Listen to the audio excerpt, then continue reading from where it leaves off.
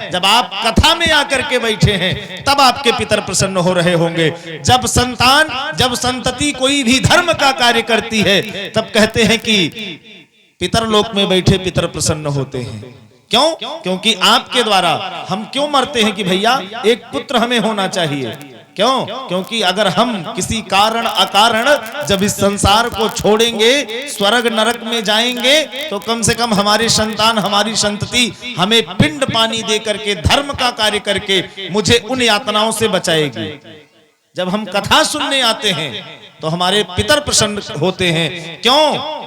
क्योंकि जब हम धर्म करते हैं तो हमारी धर्म का जो कुछ अंश है वो पितरों को जाकर के मिलता है, और पितर की यम की यातनाओं को महाराज यमराज कम कर देता है। पितर इसीलिए प्रसन्न होकर के आशीर्वाद देते हैं। और जो पता लगे कि कादीपुर में कथा चल रही है और घर में बैठे बैठे पत्ता ही खेल रहा है तो पितर प्रसन्न क्या, पितर गाली और देंगे।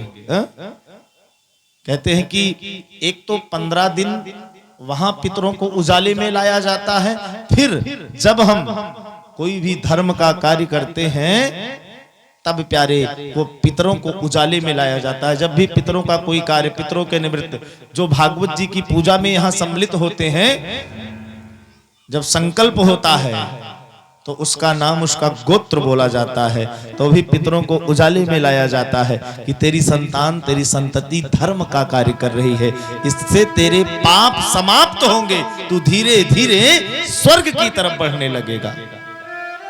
और प्यारे एक बात बतला दूं, देव कृपा कितनी भी हो जाए आपके ऊपर, देव कृपा कितनी भी प्राप्त कर लेना, जब तक पितरों का आशीर्वाद नहीं होगा प्यारे, आप तरक्की जीवन में नहीं कर सकते हो, जीवन में नहीं कर सकते हो। कहने का अभिप्राय, संसार में कितना भंडारा कर लेना, अगर आपके माता पिता आपसे सुखी नहीं है ना, तो लाखों का भंडारा कर लो, महाराज आप कभी जीवन में नहीं सुखी रह सकते हो। उसी प्रकार से कितना भी देव पूजन कर लेना, जब तक आपके पितर नहीं प्रसन्न हैं, आप उन्नति कर ही नहीं सकते हो। बोलो भक्त वत्सल भगवान की जय। इसीलिए गैया मैया को रखो और गैया मैया को नित्य प्रति एक रोटी दो, जिससे पितृ दोष की शांति हो। एक बड़ी प्यारी कथा मुझे याद आती है कि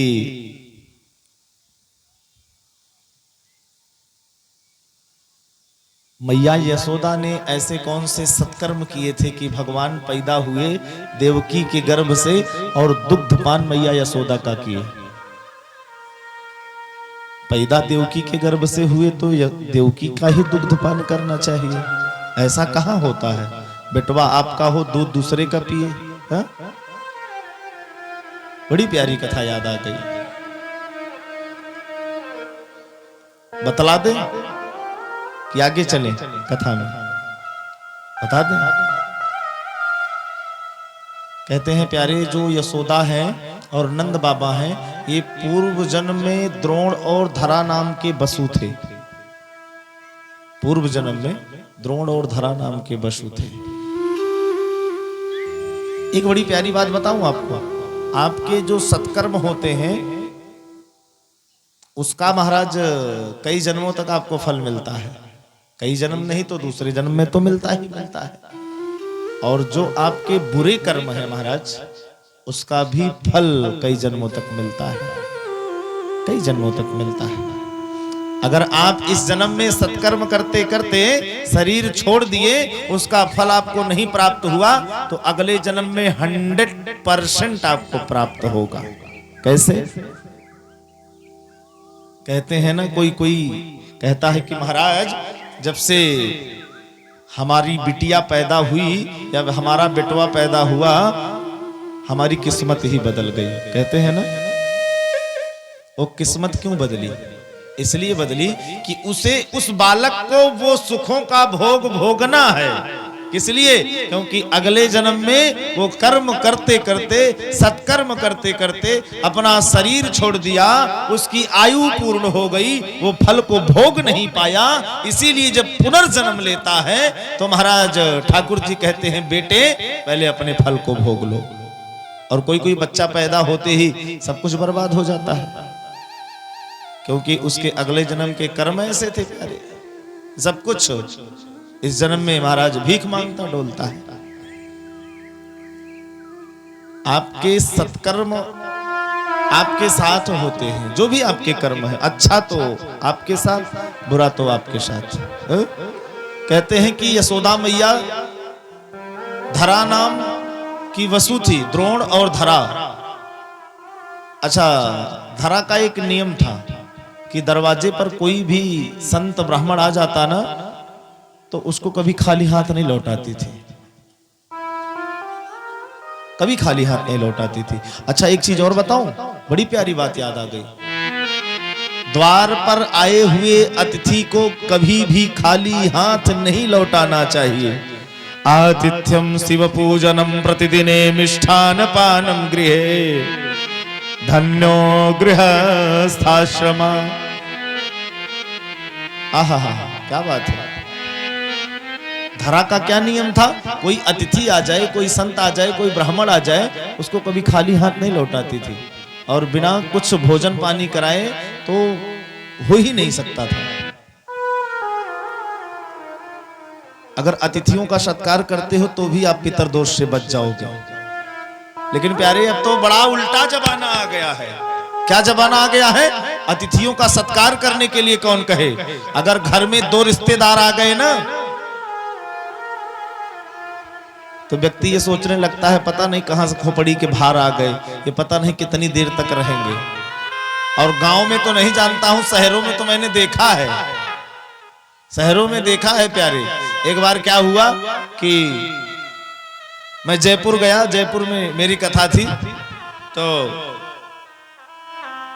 एक भगत जी ने हमें बुलाया, बोले महाराज जी कुछ विशेष कार्य आप दर्शन दे जाते, आशीर्वाद दे जाते, और थोड़ा सा आपसे कुछ विशेष वार्ता करनी है।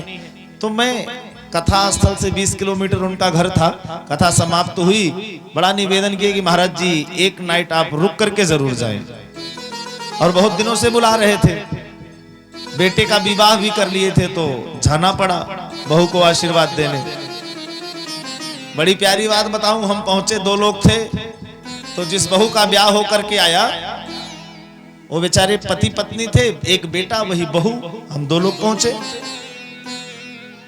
तो जब पहुंचे तो चाय पानी हुई, भोजन का समय आया, तो बहू रानी आई मुझसे, उन्होंने कहा कि गुरुजी ये बताएं कि कितनी रोटी खाएंगे आप, कितनी रोटी खाएंगे? मैंने कहा मैं समझा नहीं आपकी बात। महाराज जी 2 रोटी पापा खाते हैं, 2 ही रोटी मम्मी खाती है, 1 रोटी मैं, 2 रोटी हस्बैंड खाते हैं। आप बता दें कितनी खाएंगे, उसी हिसाब से बना लो। अब मैं तो दांतों के तरह अंगुली दबा लिया। अब क्योंकि पहले ही उसने बता दिया कि 2-2 सब खाते हैं, मैं 4 कह दी तो कहते, अगर मान लो कि मुझे भूख होती और मैं कह देता कि मैं 4 खाऊंगा, तो बेचारी क्या सोचती कि जाने कहां का भूखड़ ब्राह्मण आ गया है, हा? पहले उसने बता दिया कि 2 से ज्यादा मत बतलाना। मैंने कहा बहन मैं भी 2 ही खाऊंगा। अब वो शास्त्री जी बेचारे हमारे साथ जो थे वो मुस्कुराने लगे, और उनकी खुराक थोड़ा ठीक ठाक थी, 7-8 रोटी लेते थे वो। मैंने कही चिंता मत करो, हमारी बैग में कुछ फल रखे हुए हैं, मिष्ठान रखे हैं, ड्राई फ्रूट रखे हैं, ले लेना, सुबह चल करके किसी दूसरे यजमान के यहाँ तुम्हारी व्यवस्था करवाएंगे। हा? तो आजकल महाराज इस प्रकार से अतिथियों का सत्कार होता है। कुछ लोग तो महाराज अगर पता लगे अतिथि आ गए हैं तो दरवाजे नहीं खोलते हैं कि चाय पिलानी पड़ेगी, है? अच्छा, जो ऐसा करता है महाराज कहते हैं कि उस पर पितरदोष और हावी हो जाता है। द्रोण और धरा नाम के वसु का यही नियम था कि आने जाने वाले किसी भी आगंतुक को महाराज वो खाली हाथ नहीं लौटाते थे। आपको भी यही करना चाहिए। आपके द्वार पर चाहे याचक ही आए, कोई किसी किसी को हमने देखा है कि वो भगा देते हैं सीधा। आप आए हुए याचक को भगाए नहीं, जाने किस बेस में कौन बन करके आपके द्वार पर आ जाए।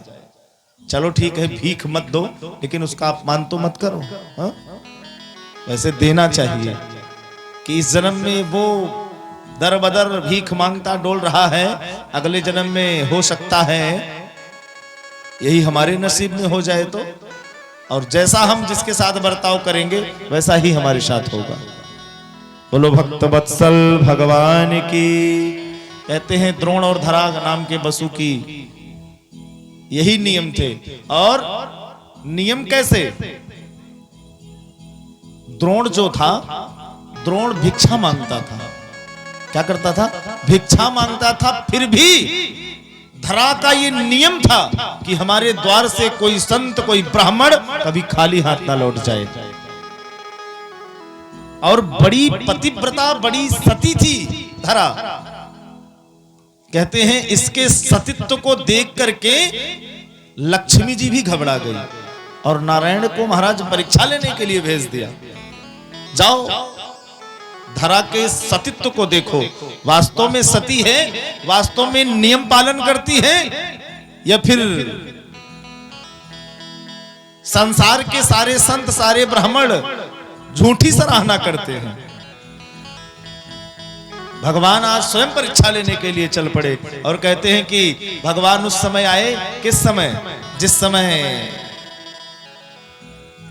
धरा के घर में अन्न का एक दाना नहीं था। आहा,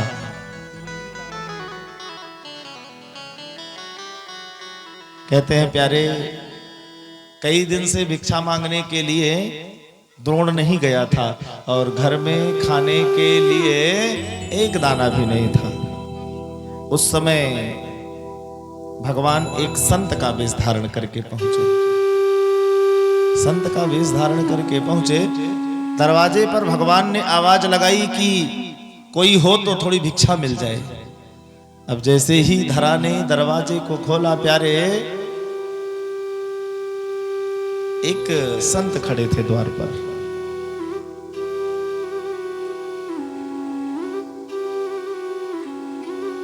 आज जीवन में धरा के पहली बार ऐसा हुआ कि घर में अन्न का एक दाना नहीं है, संत द्वार पर हैं। और जैसे ही धरा ने दरवाजा खोला तो संत के रूप में आए भगवान ने महाराज जोर जोर से रोना प्रारंभ कर दिया। बोले देवी क्या बताऊं, कई दिनों से भूखा हूं, कई दिनों से। अगर कुछ भोजन मिल जाता तो बड़ी कृपा हो जाती। जब भगवान रोने लगे तो कहते हैं कि धरा के आंखों में अश्रुपात होने लगा कि हे भगवान, तू मेरी कैसी परीक्षा ले रहा है, तू मेरी कैसी परीक्षा ले रहा है।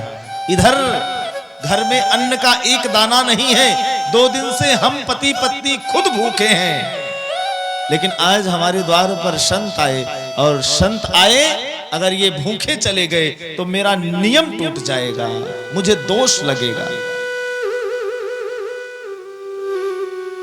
धरा संत को घर के अंदर ले गई, एक आसन बिछा दिया, आसन पर बिठाल दिया और धरा कहती है कि हे संत भगवान, आप विराजें, मैं आपके भोजन की समग्र व्यवस्था थोड़ी ही देर में करती हूं।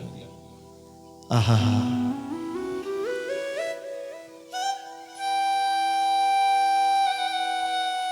कहते हैं कि संत भगवान विराज गए। धरा ने पीछे का दरवाजा खोल करके जा करके प्यारे अपने पड़ोसियों के यहां मांगा कि अरे बहन, अरे भैया, आज की भोजन सामग्री मुझे आप उधार दे देते, मेरे घर में संत आए हैं। जब हमारे पतिदेव भिक्षा मांग करके लाएंगे तो हम आपका पाई पाई जोड़ करके लौटाल देंगे, लेकिन आज हमारे द्वार से संत भूखे चले जाएंगे। लेकिन कहते हैं प्यारे, जब गरीबी होती है ना,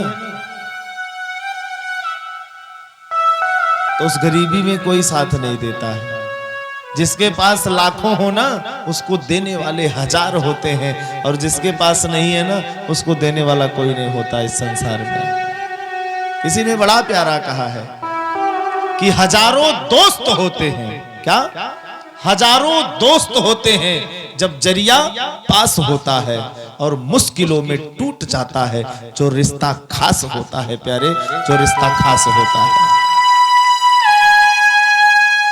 आज धरा के यहां अन्न का एक दाना नहीं है, एक दिन का राशन कोई पड़ोसी देने के लिए तैयार नहीं है, लेकिन मन में एक ही चीज है कि संत अगर द्वार से खाली लौट गए तो बड़ा दोष लगेगा, नियम टूट जाएगा।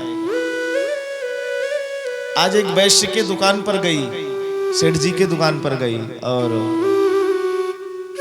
देखिए भगवान कैसी परीक्षा लेता है।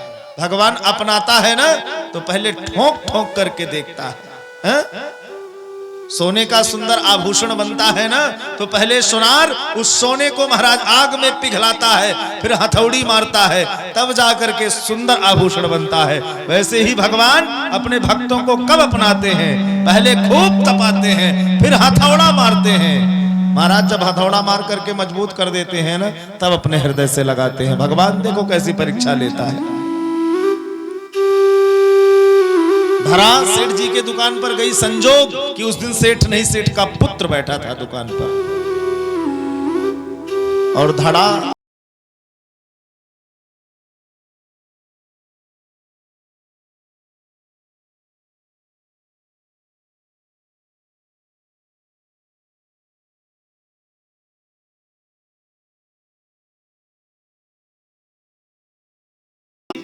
हमें एक दिन का राशन आप उधार दे दें, हमारे पति भिक्षा के लिए गए हैं और जब लौट करके आएंगे तो मैं आपका पाई पाई चुका दूंगी।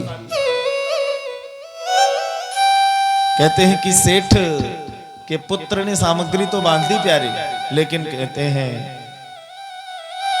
जैसे ही धरा सामग्री उठाना चाहती है ना, सेठ के बेटे ने हाथ पकड़ लिया, पहले इस सामग्री का धन चाहिए, पाई पाई चुका दो तब ये सामग्री लेकर के जाना।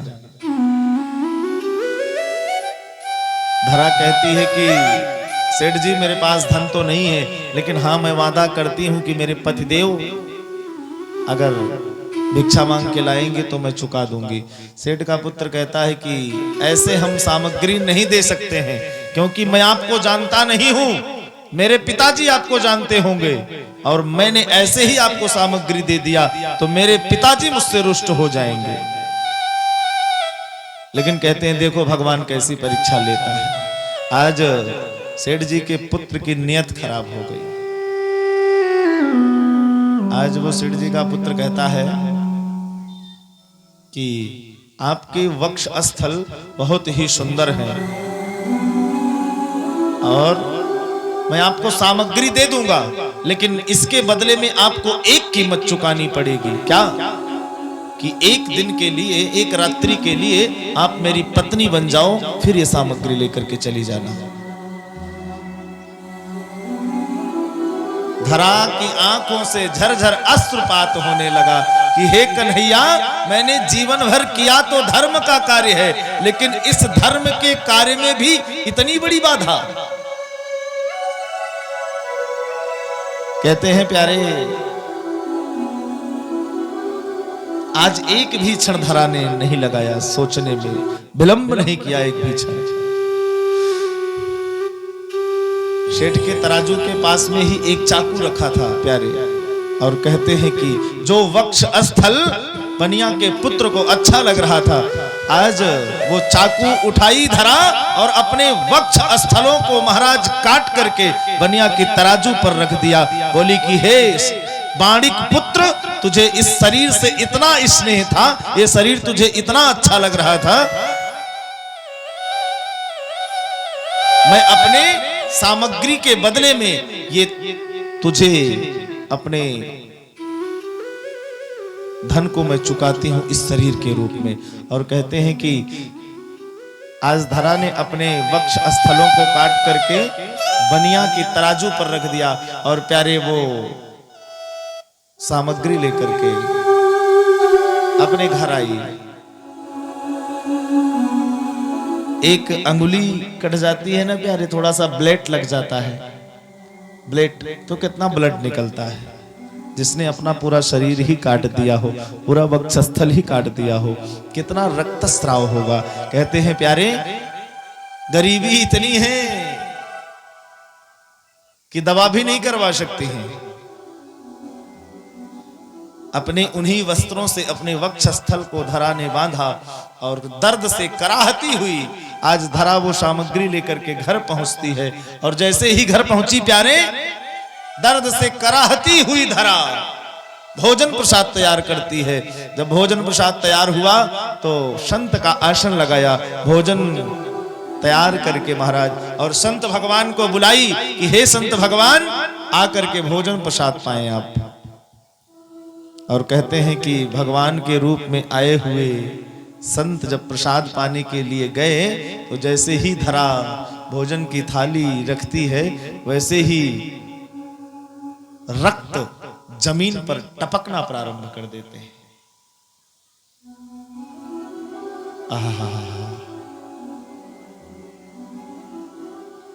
जब रक्त जमीन पर टपकने लगे प्यारे, भगवान कैसी परीक्षा लेता है।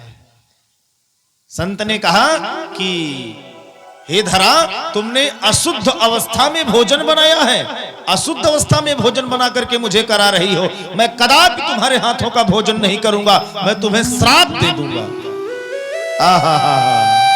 क्या बात है। इस संसार वालों को इस कथा से सीख लेनी चाहिए। थोड़ी सी विपत्ति आती है ना तो पूजा पाठ भजन बंद कर देते हैं।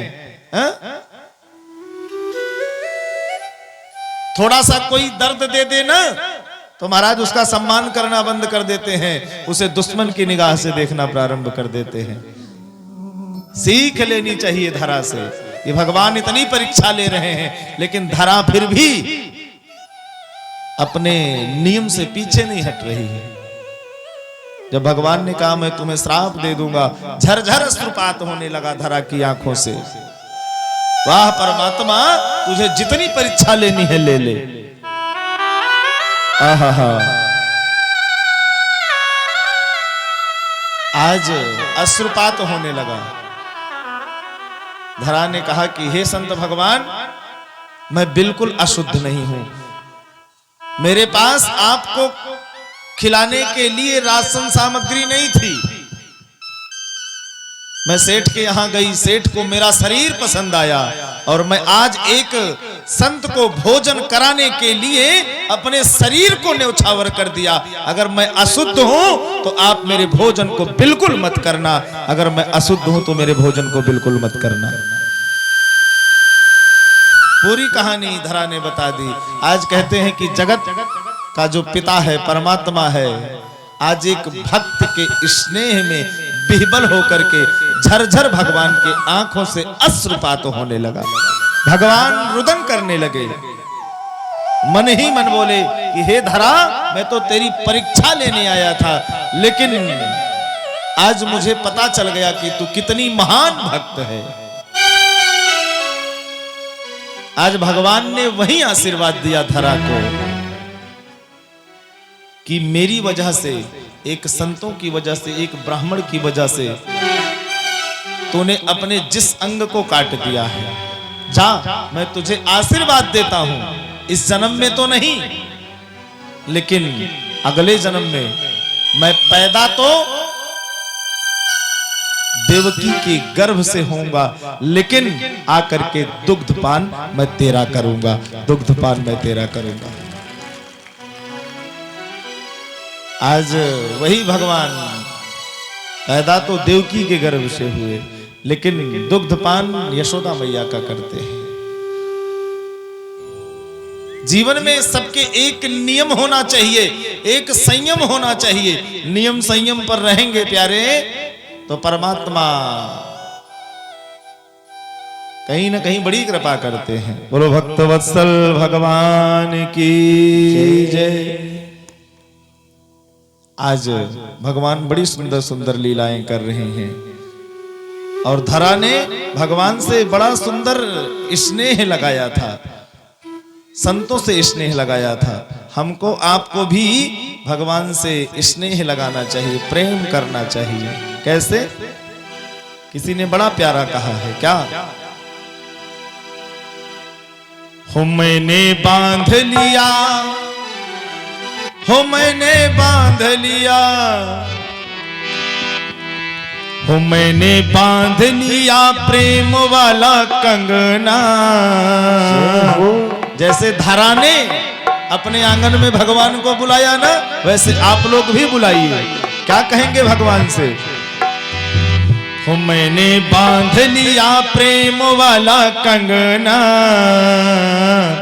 आओ आओ हरि आओ मोरे अंगना। ओ मैंने बांध लिया, ओ मैंने बांध लिया, मैंने बांध लिया प्रेम वाला कंगना। आओ आओ प्यारे दोनों हाथ उठा के, आओ आओ हरि आओ मेरे अंगना। मैंने बांध लिया, ओ मैंने बांध लिया, मैंने बांध लिया प्रेम वाला कंगना। आओ आओ हरि आओ मेरे अंगना, आओ आओ हरि आओ मेरे अंगना। जय हो। चलिए भाव से।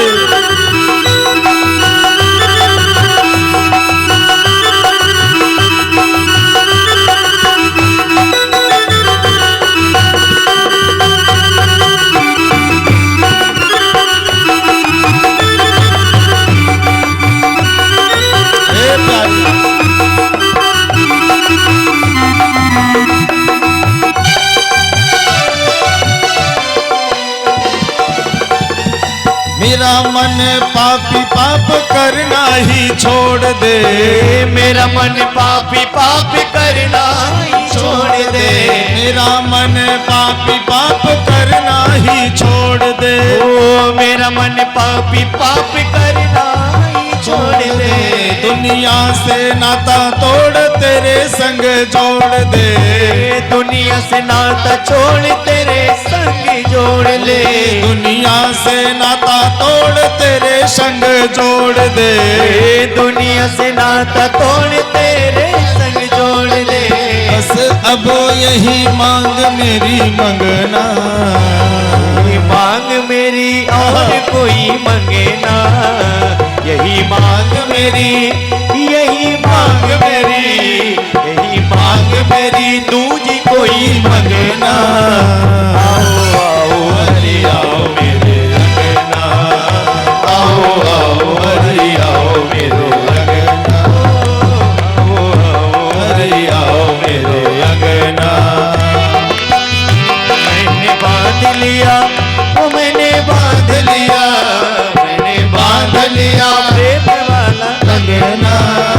आओ आओ हरि आओ मेरे अंगना, आओ आओ हरि आओ मेरे अंगना।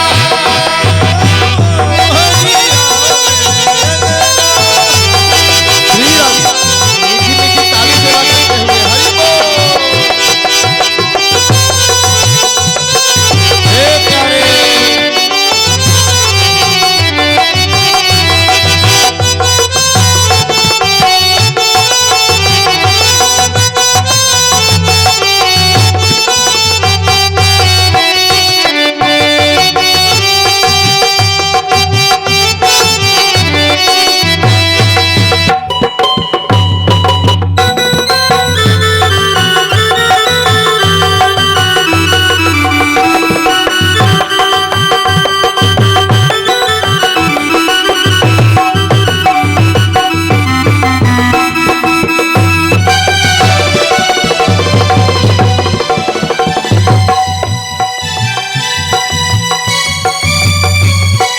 मेरा मन पानी प्रभु पावन तू कर दे, मेरा मन पानी प्रभु पावन तू कर दे।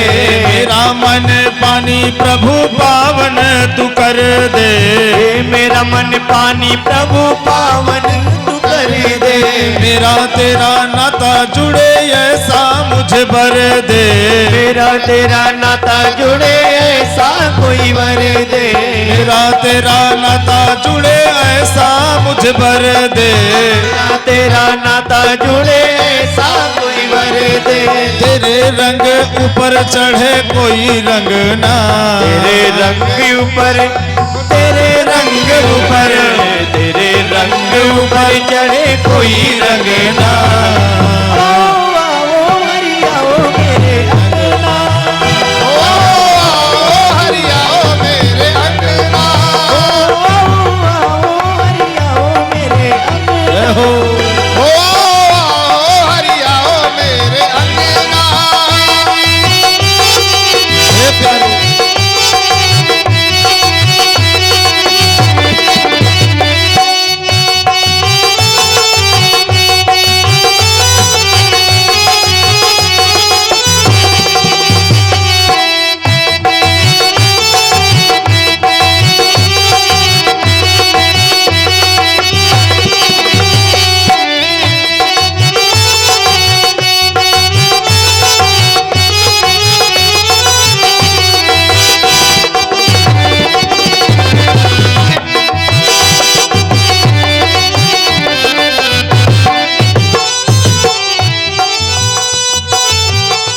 मेरे श्याम प्रभु तेरा गुण गाऊं। ओ मेरे श्याम प्रभु तेरा गुण गाऊं। मेरे श्याम प्रभु तेरा गुण गाऊं। मेरे श्याम प्रभु तेरा गुण गाऊं। तेरा गुण गाऊं प्रभु तुझे मैं मनाऊं। तेरा गुण गाऊं प्रभु तुझे मैं मनाऊं। तेरा गुण गाऊं प्रभु तुझे मैं मनाऊं। तेरा गुण गाऊं प्रभु तुझे मैं मनाऊं। तेरे सिवा प्रभु कोई मेरे संग ना। तेरे सिवा प्रभु, तेरे सिवा प्रभु, तेरे सिवा कोई प्रभु मेरे संग ना। तेरे सिवा प्रभु कोई मेरे संग ना। आओ आओ हरि आओ मेरे अंगना। आओ आओ हरि आओ मेरे अंगना। मैंने बांध लिया, ओ मैंने बांध लिया, मैंने बांध लिया प्रेम वाला कंगना। आओ आओ हरि आओ मेरे अंगना। आओ आओ हरि आओ मेरे अंगना। आओ आओ हरि आओ मेरे अंगना। आओ आओ हरि आओ मेरे अंगना। मैंने बांध लिया, मैंने बांध लिया, मैंने बांध लिया प्रेम वाला कंगना। आओ आओ हरि आओ मेरे अंगना। आओ हरि आओ मेरे अंगना। आओ आओ हरि आओ मेरे अंगना।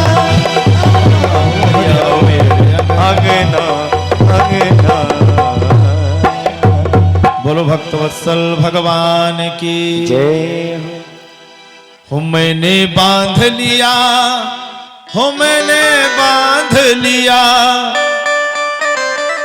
हो मैंने बांध लिया प्रेम वाला कंगना। आओ आओ हरि आओ मोरे अंगना। बोलो भक्तवत्सल भगवान की जय। भगवान ने पूतना का वध किया। एक राक्षस कंस ने भेजा सकटासुर, भगवान ने उसका भी उद्धार किया। अच्छा, भगवान चाहे राम के रूप में आए चाहे कृष्ण के रूप में आए, भगवान शिव दर्शन करने जरूर आते हैं। भगवान शिव दर्शन करने के लिए आए कहां? गोकुल में नंद भवन। और जैसे ही बाबा पहुंचे, बाबा ने अलख जगाई। है? बाबा ने अलग जगाई तो यशोदा मैया निकल करके आई। जब निकल करके आई तो प्यारे मैया ने कहा, बाबा तुझे भिक्षा में क्या चाहिए? कुछ चाहिए तो मैं दे दूं। बाबा का अवधूत स्वरूप देख करके मैया भी डर गई। कानों में बिच्छू के कुंडल, गले में सर्पों की माला, बांगभर लपेटे हुए, मस्तक पर चंद्रमा धारण किए हुए बाबा। ये स्वरूप देख करके मैया जब डर गई मैया ने दरवाजा बंद कर लिया। बाबा ने कहा, अरे यशोदा, मुझे धन दौलत नहीं चाहिए, मैं तो तेरे लाला के दर्शन करने के लिए आया हूं। मैया ने कहा कि जीवन में दर्शन नहीं कराऊंगी, तेरा अमंगल स्वरूप देख करके मेरा लाला डर जाएगा। बाबा ने कहा, देख मैया, बिना दर्शन किए तो मैं जाऊंगा नहीं। मैया ने कहा, देख बाबा, तू चाहे पूरा जीवन यही निकाल दे, लेकिन तुझे दर्शन नहीं कराऊंगी। बाबा ने कहा कि चल रहा हूं समाधि लगा के बैठने। मैया ने कहा, तू इस दरवाजे पर बैठेगा, मेरे घर में 7 चौक हैं, 7 दरवाजे हैं, मैं दूसरे दरवाजे से अपने लाला को बाहर निकाल दूंगी। बाबा ने कहा कि जिस दरवाजे से निकालेगी, मैं उसी दरवाजे पर आकर के बैठ जाऊंगा। आज देखिए, इस संसार में कुछ हट ऐसे हैं महाराज कि जो अपनी औकात में आ जाएं तो महाराज अच्छे अच्छे के पसीने छुड़ा देते हैं। सबसे पहला त्रिया हट। त्रिया हट जानते हैं? एक स्त्री अपनी औकात में आ जाए तो आप कितने बड़े भी शेर सिंह बने रहना, भरी समाज में आपको बेइज्जत कर देगी। जब तक स्त्री सहती है, आपकी ही पत्नी हो, आप कितना गाली दे लो, कितना प्रताड़ित कर लो, जब तक वो सहती है, और जब सीमा टूट जाती है ना, तो महाराज ऐसा जलील करती है आपको भरे समाज में कि आप कहीं मुंह दिखाने के काबिल नहीं बचते हो। इन माताओं में बड़ी सहन शक्ति होती है, और फिर जब ये चंडी का रूप धारण कर लेती है ना, तो फिर शेर सिंह नहीं, 1.25 शेर सिंह आ जाए, कुछ नहीं बिगाड़ सकते हैं। इसीलिए माताओं को कई जगह से बांधा गया है कि बंधी रहो, चंडी का रूप मत लो। कहते हैं कि त्रिया हट। और दूसरा महाराज योगी हट। एक सन्यासी, एक साधु अपने हट पर आ जाए ना, तो महाराज कब क्या कर दे कोई ठिकाना नहीं है, कब कहां किसका इनकाउंटर हो जाए कोई पता नहीं है। एक योगी अपनी हट पर आ जाए प्यारे, तो राजा, एक राजा अपनी हट पर आ जाए, अपनी जिद पर आ जाए, तो महाराज पूरे देश को नचा सकता है। हट में ही आकर के जितनी 500 की नोटें रखी थी महाराज, सब बर्बाद हो गई। राजा अपनी हट पर आ गया, नोटबंदी 10 मिनट के अंदर हो गई कि नहीं प्यारे? राजा है, अपनी हट पर आया, आपको करके दिखा दिया। और सबसे प्यारा हट बाल हट। बाल हट जानते हैं? एक बच्चा अगर अपनी जिद पर आ जाए ना महाराज, पसीने छुड़ा देता है। महतारी चाहे माँ चाहे तुरंत नहला धुला करके नवा कपड़ा पहनाई हो, थोड़ा सा बिगड़ा महाराज, काजर तेल लगाई हो, थोड़ा सा बिगड़ा जमीन पर लौट जाता है, पूरा कपड़ा बर्बाद कर लेता है। अच्छा, कुछ बच्चों की आदत होती है, वो क्या करते हैं, थोड़ा सा भी अगर नाराज हुए ना, तो तुरंत जमीनिया में लौट करके हथवा गोड़वा पटकना प्रारंभ कर देते हैं। आप लोगों के बच्चे करते हैं कि नहीं? लेकिन मैंने कई बच्चों को ऐसे देखा है कि वो नाराज होते हैं, तुरंत जमीन पर लेटते हैं महाराज। इसीलिए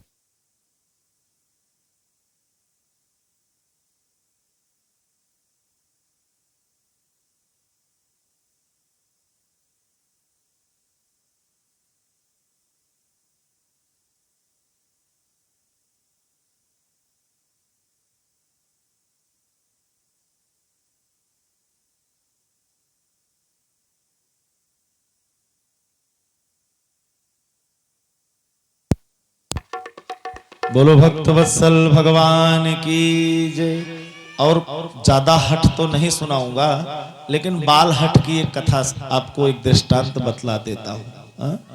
त्रिया हट की कथा सुना दिया थे, माताएं कल से कथा ही सुनने नहीं आएंगी, अभी 2 दिन और कथा सुनानी है।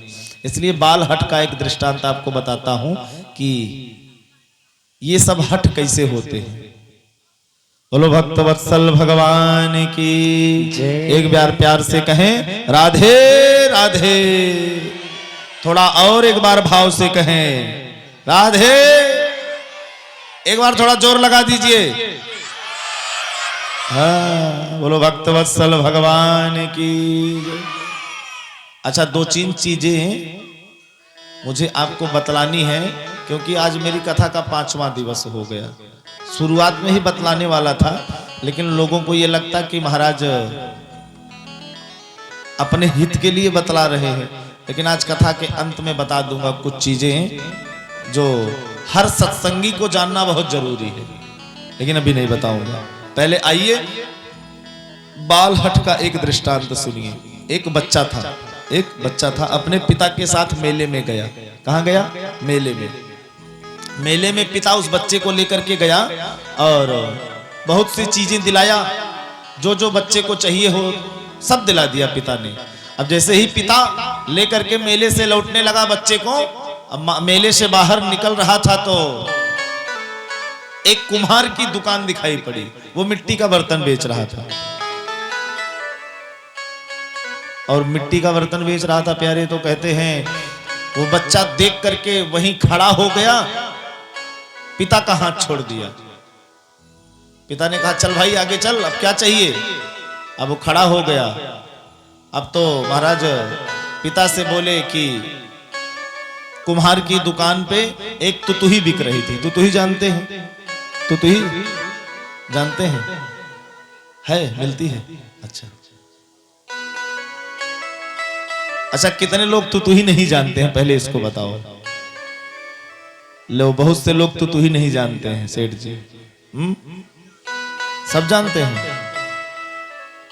नए लोग, बाबा जी से जो नए लोग हैं ये क्या जानेंगे तुतुही? आपके जमाने में तुतुही होती थी, मिट्टी का एक बर्तन होता था इतना बड़ा, उसमें एक टोंट निकली होती थी, उसे तुतुही कहा करते थे। हैं? अरे कुछ दिन बाद जो नई पीढ़ी हो रही है इनसे मिट्टी का तेल पूछोगे तो भी ये लालटेन नहीं जानेंगे। मिट्टी के तेल की बातें छोड़ो, क्योंकि इनके जमाने में देखे ही नहीं होंगे। हैं? कुछ दिन बाद लोग चिमनी जानना भूल जाएंगे। बोलो भक्त वत्सल भगवान की जय। तो प्यारे वो बच्चा रोने लगा, जिद करने लगा कि मुझे तुतुही चाहिए। पिता बोला तुतुही का करेगा क्या तू? अब बच्चा हट पर आ गया तो आ ही गया। अब जोर जोर से रोने लगा। तो उसकी भी आदत थी महाराज, वो जमीन पर लोट गया, कपड़ा खराब कर लिया। पिता ने तुतुही दिलवा दिया, तुतुही लिया, आगे बढ़ा महाराज। मेले से निकल रहा था तो एक हाथी दिखाई दिया। अब हाथी देख करके बच्चा रोने लगा कि मुझे हाथी चाहिए, हाथी चाहिए। पिता ने कहा कि हाथी दूसरे का है, तुझे कैसे मिल जाएगा? लेकिन अब बच्चा तो बच्चा, महाराज जोर जोर से रोना प्रारंभ कर दिया। तो पिता ने पिलेवान से कहा भैया ऐसा करो, इस हाथी के ऊपर मेरे बेटे को बैठाल दो, जो 10-20 रुपए आपको चाहिए मैं दे देता हूँ। पिलेवान बेचारा समझदार था। कुछ देर के बाद हाथी पर उसको बिठाल दिया। हाथी से जब कुछ देर के बाद वो नीचे उतरा तो महाराज नीचे उतरते ही बच्चा बड़ी जोर जोर से रोने लगा। अब पिता पूछे क्यों रो रहा है? अब जैसे ही पिता पूछे क्यों रो रहा, वैसे तो और जोर से चिघारा मारने लगे वो, और जोर से रोए और जमीन पर लेट गया। पिता उठाए बार बार, लेकिन पिता के हाथ में ना आए। चिल्लाए, रोए, इतना जोर रोने लगा महाराज की कहते हैं कि आधा मेला इकट्ठा हो गया, भीड़ लगा के देखने लगा। अब पिता ने बड़ा फुसलाया, तू रो क्यों रहा है? देख तू तुतुही मांगा, मैंने तुझे तुतुही दिला दिया। तूने हाथी मांगा, मैंने तुझे हाथी दिला दिया। अब तू क्यों रोता है? अब महाराज जब पिता ने बहुत प्यार से पूछा तो छोटे से बच्चे ने कहा ये मेरी तुतुही है, इस तुतुही में इस हाथी को भरो, इस तुतुही में इस हाथी को भरो। अब पिता परेशान, अब भाई उतनी बड़ी तुतुही में इतनी बड़ी हाथी कैसे भरा जाएगी? पिता कहता है बेटा इस तुतुही में हाथी नहीं जाएगी। अब जब पिता कहे नहीं जाएगी तो बोले भरो, और नहीं भरे तो महाराज जो रोने लगे चिघाड़ मार मार करके। हा? अब बच्चा है, मचल गया तो मचल गया।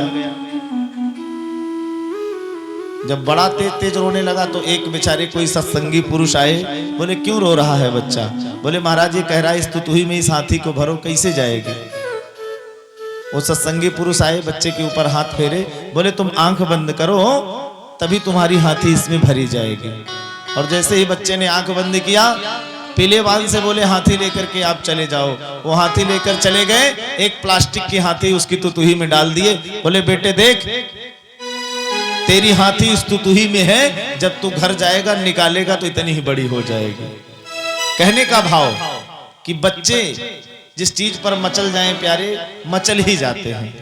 वैसे ही योगी मचल जाए तो प्यारे मचल ही जाते हैं, स्त्रियां मचल जाए तो मचल ही जाती हैं, फिर टकराना नहीं चाहिए इन लोगों से। फिर तो जैसे ही इनके इन प्रकार इन प्यार से काम बन जाए बना लेना चाहिए। बोलो भक्त वत्सल भगवान की जय। कहते हैं कि बाबा ने कहा कि दर्शन करा दो, भैया ने कहा हम नहीं कराएंगे। बाबा उदास होकर के जाने लगे तो भगवान ने कहा कि मेरे आराध्य आए थे भगवान शंकर और मैं उनके दर्शन नहीं कर पाया। आज भगवान रोना प्रारंभ कर दिए, इतनी जोर से रोते हैं कि महाराज पूरे ब्रजमंडल में भगवान की आवाज सुनाई पड़ी रोने की। पूरे ब्रजवासी एकत्रित हो गए, पूरी गोपियां एकत्रित हो गईं। सबने कहा मैया ये लाला क्यों रोता है? कोई आया तो नहीं था, कोई नजर टोना तो नहीं लग गई लाला पे? मैया ने कहा अरे गोपियों अभी तक तो कोई नहीं आया था, लेकिन एक बाबा आया था, उसी ने लगता है नजर टोना लगा दी है। गोपियों ने कहा बाबा किस तरफ गया? तो मैया ने इशारा किया गोकुल गांव के बाहर वाले रास्ते पर बाबा गया है। गोपी दौड़ करके जाती है तो देखती है कि बाबा गोकुल गांव के बाहर एक वृक्ष के नीचे उदास बैठे हैं कि मैं इतनी दूर से चल करके आया और जाने कौन से पाप मुझसे बन पड़े कि आज मेरे ही आराध्य मुझे दर्शन नहीं दे रहे हैं, मेरे ही आराध्य मुझे दर्शन नहीं दे रहे हैं। उदास बैठे हैं भगवान शिव। इतनी देर में गोपी दौड़ करके आई कि हे बाबा तू कुछ झाड़ा फूंक करने जानता है क्या? बाबा ने कहा क्या हो गया? तो कहते हैं कि गोपी ने कहा कि इस जो ब्रज के राजा हैं नंद बाबा, उनके लाला को नजर लग गई है और वो बड़ी जोर जोर से रो रहा है। बाबा अगर तू झाड़ा फूंकी करने को जानता है तो चल करके लाला की नजर उतार दे। भगवान शंकर ने कहा देख गोपी मैं झाड़ा तो लगा दूंगा, लेकिन शर्त ये कहे कि मुझे लाला के दर्शन करने हैं। अगर तू दर्शन करा दे तो मैं लाला को जरूर झाड़ा लगा दूंगा, उसकी नजर जरूर उतार दूंगा। बोलो भक्त वत्सल भगवान की जय। गोपी कहती चलो दर्शन कराएंगे।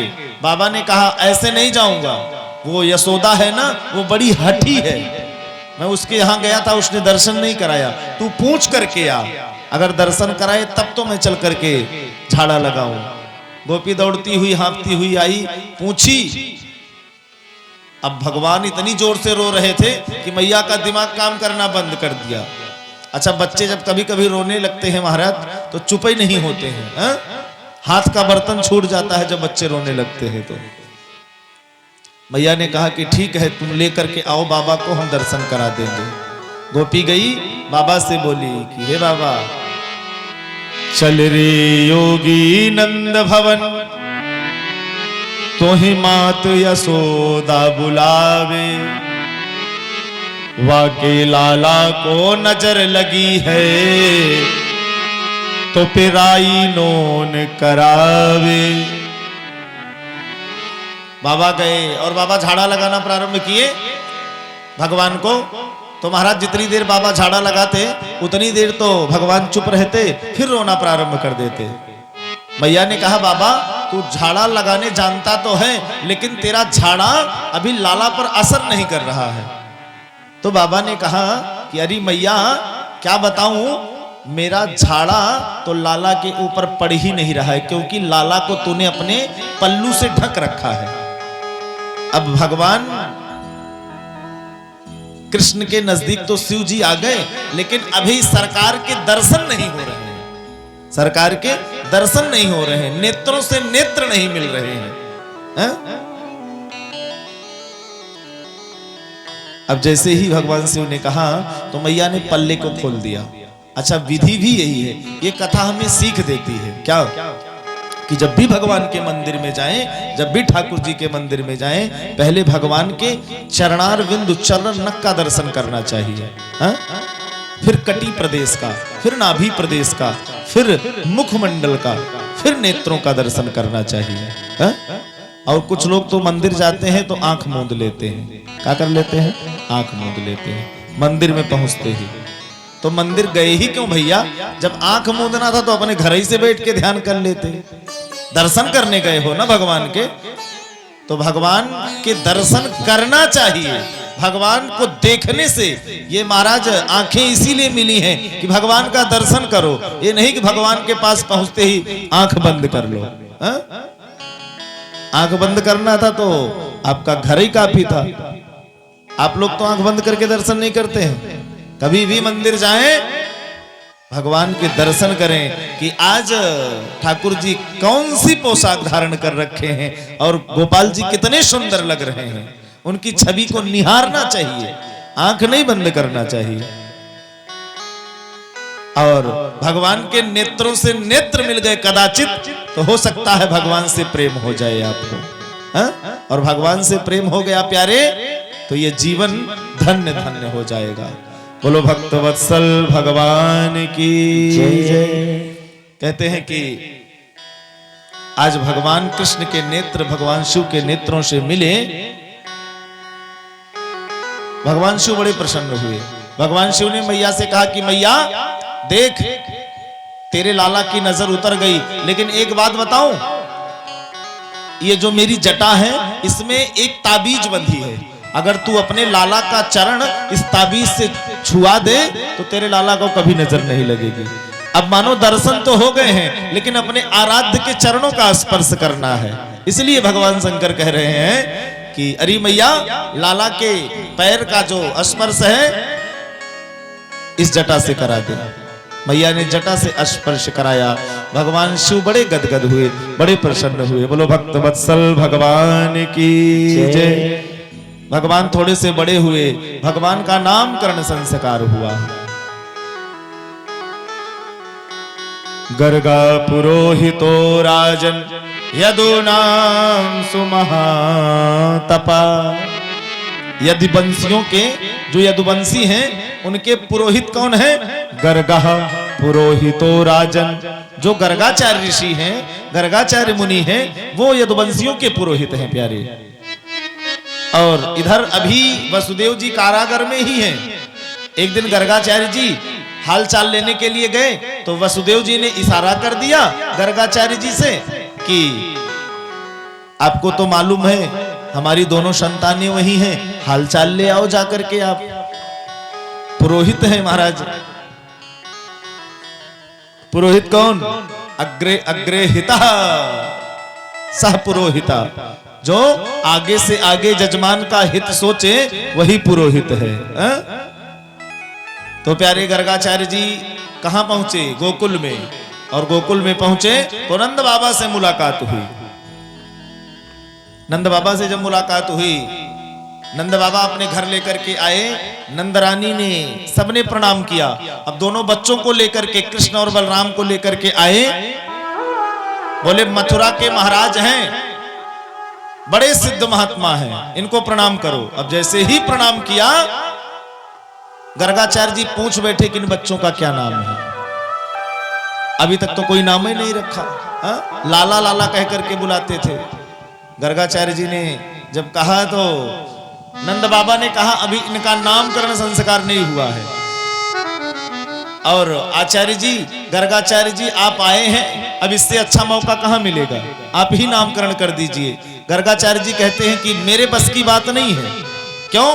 क्योंकि आपके जो पुरोहित हैं वो सांडिल्य मुनि हैं। कौन है? सांडिल्य मुनि। और मैं आपकी यहां नामकरण संस्कार करवा दिया तो सांडिल्य मुनि को बुरा लगेगा।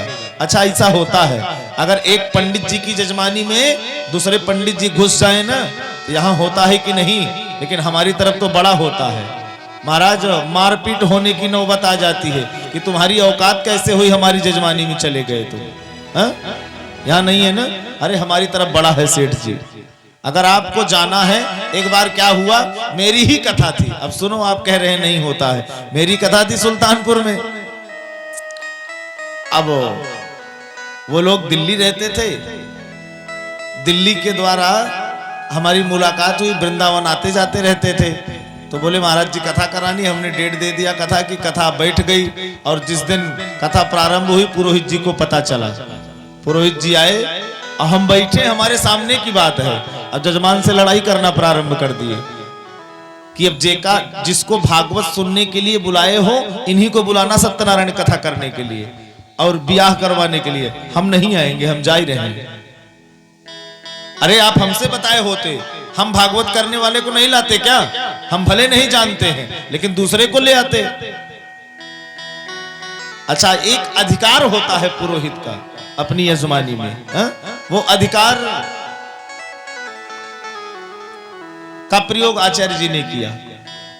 तो बड़ा हाथ पैर जोड़े यजमान, बोले महाराज आपको इसीलिए निमंत्रण दिए थे, आपका इसीलिए स्वागत है कि आप हमारे पुरोहित हैं, आप हमारी यज्ञ में रहिए। तो वो भी यज्ञ में रहे। सांडिल्य मुनि नंद बाबा के आचार्य हैं। गर्गाचार्य जी कहते हैं कि हे नंद बाबा, एक तो आप कोई भी कार्य करते हो तो बड़ी धूम धड़ाके से करते हो, और मैं कंस का पुरोहित हूं। कंस को पता चल गया कि मैं यहां आया था नामकरण करवाने के लिए, तो सीधा तलवार से गर्दन ही उड़ाएगा।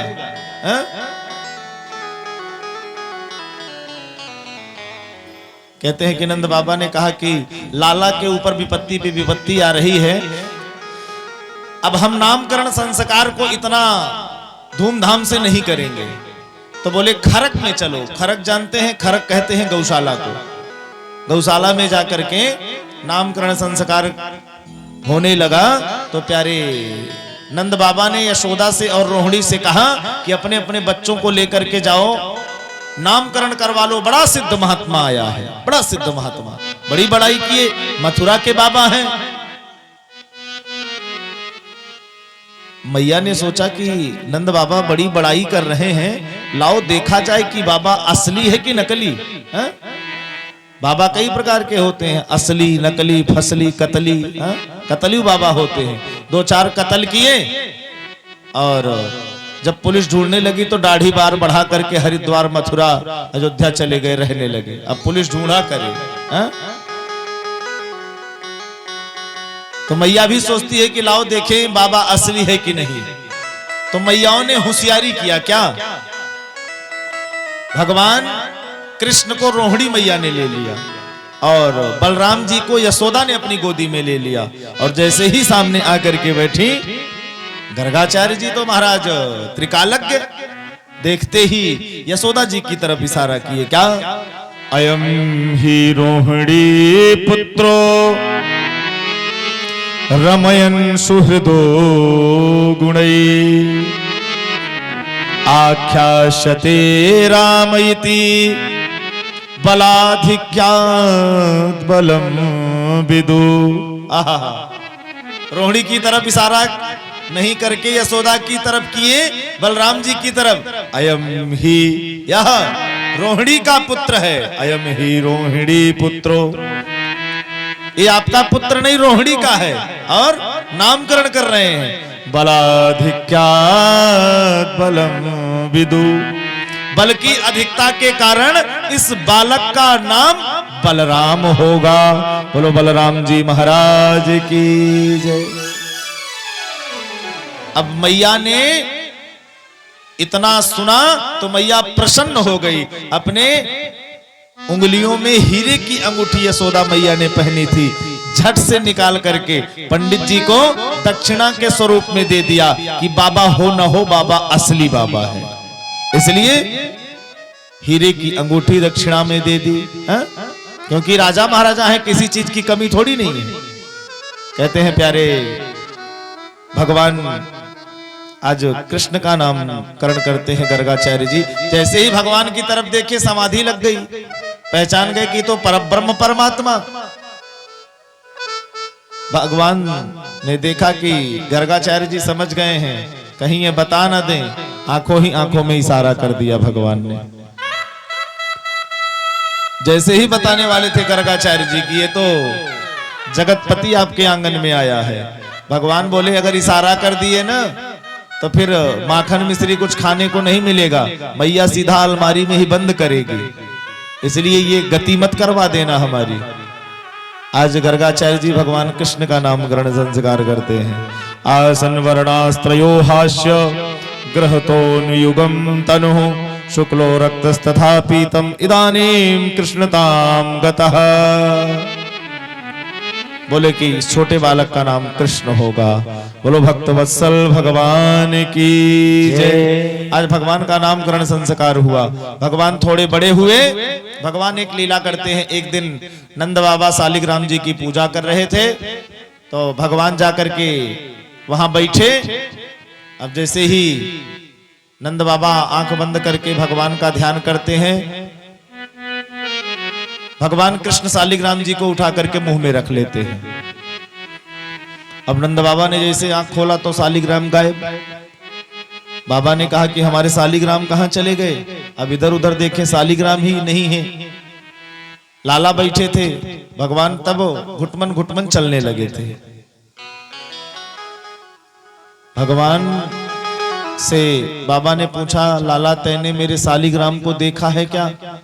अब मुंह में तो शालिग्राम बोले है ही नहीं भगवान। भगवान ने कहा अब जैसे ही किया तो बाबा समझ गए, देखे दूसरी तरफ का गाल फूला है। बाबा ने एक गुलचा मारा, शालिग्राम मुंह से निकल करके बाहर आ गए। नंद बाबा चिल्लाए, यशोदा अरे ओ यशोदा, देख तेरा लाला कितना उधम करता है, इसने तो मेरे भगवान को ही खा लिया। यशोदा दौड़ करके आई, बोली इसमें मेरे लाला की क्या गलती है? तुम शालिग्राम को दूध से नहलाते हो, दही से नहलाते हो, घी से नहलाते हो, शक्कर से नहलाते हो, शहद से नहलाते हो। एक तो तुम्हारे शालिग्राम काले काले गुलाब जामुन से दिखते हैं, और दूसरे तुम इतनी चीजों से नहलाते हो। मेरा लाला सोचा होगा कि गुलाब जामुन इतनी मीठी होती है, इतना चीज डालने के बाद तो महाराज ये और मीठी हो गई होगी, इसलिए गुलाब जामुन समझ करके भगवान ने शालिग्राम को खा लिया। बोलो भक्तवत्सल भगवान की जय। आज भगवान थोड़े से बड़े हुए तो मैया भगवान के पैरों में पैजनियां बांध देती है और दोनों उंगलियों को भगवान को पकड़ा देती है। आंगन में मैया भगवान को चलना सिखाती है। भगवान थोड़े से और बड़े हुए, एक बड़ी सुंदर लीला करते हैं। जब वो भगवान चलने लगे तो अब ब्रज में अपने घर से निकल करके घूमना टहलना प्रारंभ कर दिए। भगवान जब टहलना प्रारंभ कर दिए तो भगवान ने क्या देखा? भगवान ने देखा कि जो गोपियां हैं, जो ग्वाल बाल हैं, अपनी गैयों को स्वयं चराते हैं। चराने के बाद महाराज दूध दुहा जाता है, दही जमाया जाता है, उसका जो मक्खन होता है डर के मारे, भय के मारे कंस को कर रूप में देकर के चले आते हैं। मेहनत कौन करता था? मेहनत बेचारे गोपी ग्वाल करते थे, लेकिन भय बस टैक्स के रूप में वो माखन कंस को बेवजह दे आते थे। भगवान बोले कि किसी के आतंक को समाप्त करना है तो पहले उसका भय लोगों के अंदर से निकालो। तो भगवान दिमाग लगाए, बोले कि इस तरह से तो ये लोग मानेंगे नहीं। भगवान छोटे से थे, अब ब्रज में आने जाने लगे तो बहुत से मित्र बन गए। एक दिन अपने सखाओं से बोले कि हे सखाओं, चलो एक खेल खेलेंगे। सखाओं ने कहा क्या? भगवान ने कहा चलो चोरी करेंगे। सखाओं ने कहा भैया हमारे बाप के बापों ने कभी चोरी नहीं करी और हमें चोरी करने के लिए आप कह रहे हो। बोले भैया घबराओ मत, हम कोई रुपया पैसा की चोरी के लिए नहीं कह रहे हैं, हम तो माखन चुराने की बात कर रहे हैं। कहते हैं प्यारे कि जब भगवान ने ये कहा तो सब सखा तैयार हो गए।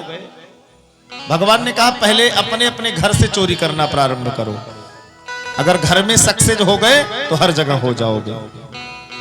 आज कहते हैं कि सब अपने अपने घर में माखन चुराने के लिए गए। कोई पकड़ा गया? महाराज कोई नहीं पकड़ा गया, भगवान तो पकड़े गए। भगवान जब माखन चुरा करके खा रहे थे तो मैया यशोदा कहीं से आ गई। मैया यशोदा ने कहा अरे लाला तू क्या कर रहा है? सुबह तो मैंने तुझे माखन खिलाया था, अब छोटे से लाला है 3-4 साल के। जब मैया ने देख लिया तो भगवान कह रहे अरे मैया कहा बताऊं, तूने मेरे इन नाजुक सी कलइयों में ये जो हीरे का कंगन पहना दिया है ना, इससे मेरी कलाइयों में जलन होती है, और जलन हो रही थी तो मैंने सोचा कि माखन ठंडा होता है, इसीलिए मैंने अपने दोनों हाथ को माखन की मटकिया में डाल दिया था। माखन की मटकिया में डाल दिया था। मैया मुस्कुराने लगी। मैया ने कहा लाला ठीक है, तेरे हाथ में जलन हो रही, तूने हाथ डाल दिया, लेकिन माखन तो तेरे मुंह पर भी लगा है। भगवान देखो छोटे से लाला है, कैसी बातें बनाते हैं। अरे मैया कहा बताऊं। देखो आज से कथा थोड़ी ब्रज भाषा में आ जाती है। भगवान कृष्ण की कथा हो और ब्रज भाषा का प्रयोग ना किया जाए तो महाराज कथा रूखी रूखी लगती है।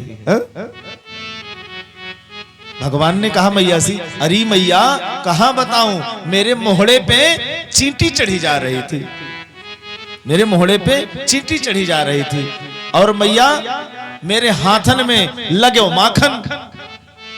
तो मैया जब मैं चींटी को हटाने लगा तो हाथ में जो माखन लगा था वो मेरे मुंह पे लग गया। भगवान ऐसे बहाना बनाते हैं। मैया मुस्कुरा गई कि छोटा सा लाला किस प्रकार से झूठ बोल रहा है।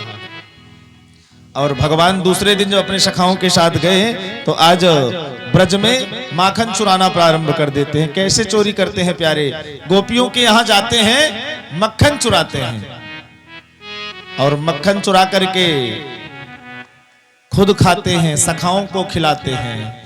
अच्छा कुछ उसमें सखा ऐसे थे महाराज जिनके यहाँ उतना ही मक्खन होता था जितना कंस को टैक्स दिया जाता था।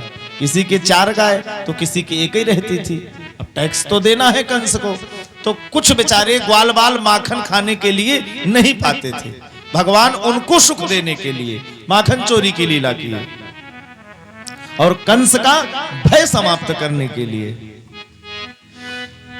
भगवान माखन चुराने जाते तो सखाओं को खिलाते, फिर बंदरों को खिलाते, मोरों को खिलाते। क्यों खिलाते?